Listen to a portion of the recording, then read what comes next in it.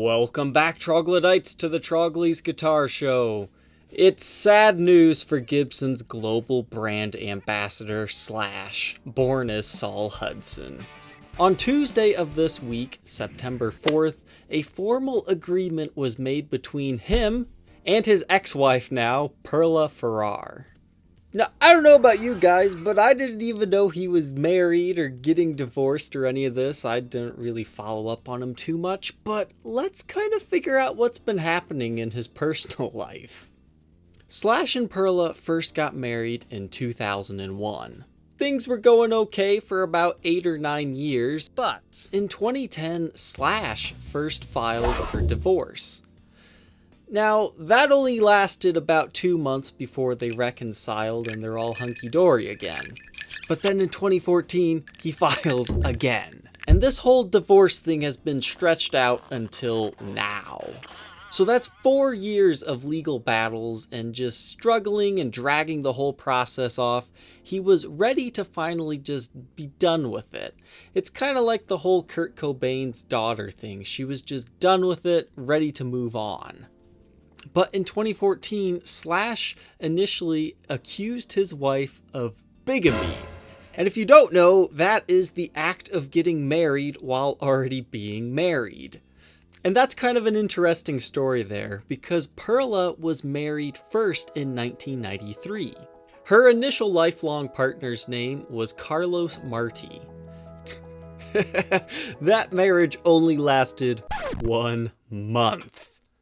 So when she divorced the guy, she thought everything was final. So 8 years later, she marries Slash, this big-time rock star, and they go being married for 8 years before realizing there was a mistake when they were filing for dual citizenship for their children, London and Cash. I guess what went wrong there is the finalization papers were not properly processed, so that meant she was guilty of bigamy whether she knew it or not. So that was Slash's defense claim in 2014 as to why he should owe her nothing.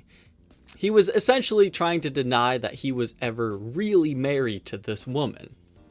Now, unfortunately, the courts didn't end up buying that. I didn't really read too much into that. But is Slash gonna lose all of his guitars?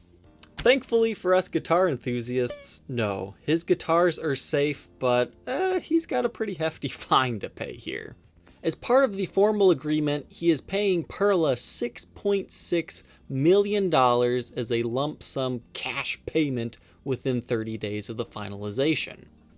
On top of that, he has to pay her $100,000 a month in spousal support until she either remarries or dies. But that's not all. $39,000 will also be paid monthly for child support. And just as icing on the cake, the kids actually get a bonus out of this whole divorce settlement too. Combined, the two kids get 1.8% of whatever Slash makes every year until the year 2036. So how much does Slash make? What does that really mean for these children? What are they getting here? Per the courts, Slash currently makes approximately $340,000 a month. Put that into perspective, that's about $4.1 million per year. So that's a little under $75,000 to those kids for the next 18 years. Slash is currently estimated to be worth $90 million.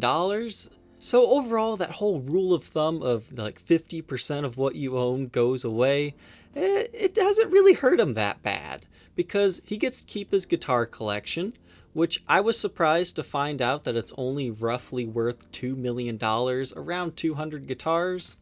And to be honest, I thought Slash would be worth a lot more than just 90 million. I mean, you hear about billionaires all the time on the news.